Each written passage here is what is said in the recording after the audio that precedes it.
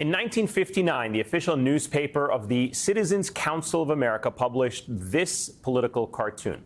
It shows a teacher angrily pointing at a student while reading from a textbook titled A Child's Guide to Integration. In the background, you can see a flyer for an NAACP rally and a chalkboard that reads 2 + 2 = 6 and white equals black. The Citizens Council, commonly referred to as the White Citizens Council, was formed in 1954 in response to the Supreme Court-mandated desegregation of U.S. public schools. The group believed that the federal government's influence on their children's education was a gross overreach, arguing that desegregating schools posed a threat to their rights as parents and their religious and cultural values.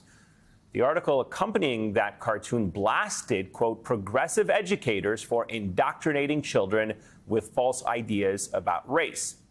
It has been more than 6 decades since that cartoon was published, and although the target of the outrage has somewhat shifted since then, the playbook remains exactly the same. Adults using children as pawns to advance their political agenda, no matter the harm it might cause. In the name of saving the kids, GOP-led state legislators and governors have launched book-banning campaigns, prohibiting school libraries from offering books they claim are somehow harmful to children. They've passed laws restricting how public school teachers can speak about issues like race, gender, sexual orientation, claiming the lessons would cause discomfort for some students. In Florida, for example, the state Senate just passed a bill that could give courts the power to remove transgender children who receive gender-affirming care from their parents' custody. And in South Carolina, Republicans are pushing a bill that would categorize fertilized eggs as people under state law, meaning anyone who obtains an abortion could be charged with homicide and, yes, therefore eligible for the death penalty. So in the eyes of people who believe abortion is murder, their answer is also murder. That seems to be the sacrifice some are willing to make here on the right, being willing to harm some for a perceived greater good. And oftentimes, the people being harmed are children. Just this week in Missouri, as lawmakers were debating a bill that would ban all gender-affirming care for transgender children, a move many experts say could lead to increased suicide rates among an already vulnerable population, one Republican suggested that children as young as 12 years old should be allowed to get married. Is that in the interest of the greater good? Preteens being allowed to wed. The willingness to harm some for a perceived greater good also leads Republicans to inaction.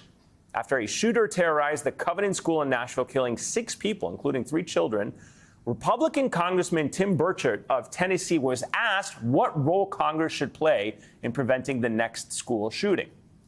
His response? It is a horrible, horrible situation, and we are not going to fix it.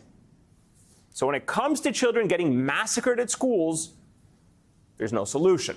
The congressman seems to willing to sacrifice some school children for that perceived greater good. It is worth noting that Republicans at the state level spent months pushing a drag show ban in Tennessee, claiming those performances somehow put kids at risk. But nothing can be done to stop school shootings. The GOP has for decades tried to brand itself as the party of family values. But Republicans have a documented record of denying crucial support to families in need. 2021, every single Republican in the House and Senate voted against expanding the child tax credit, despite the fact that it was found to slash child poverty rates to record lows. And research shows that states that have all but banned abortion access have among the nation's weakest social services for women and children and have higher rates of death for infants and mothers. Does that sound like a pro-child agenda for you? What's the greater good here for Republicans? For decades, children in this country have been used as pawns, their safety only of importance when it is deemed politically convenient. And it's always some children whose safety is deemed important. It's never all children. And that's because it has never actually been about protecting children for Republicans. It is about protecting their own political interests at the expense of those children.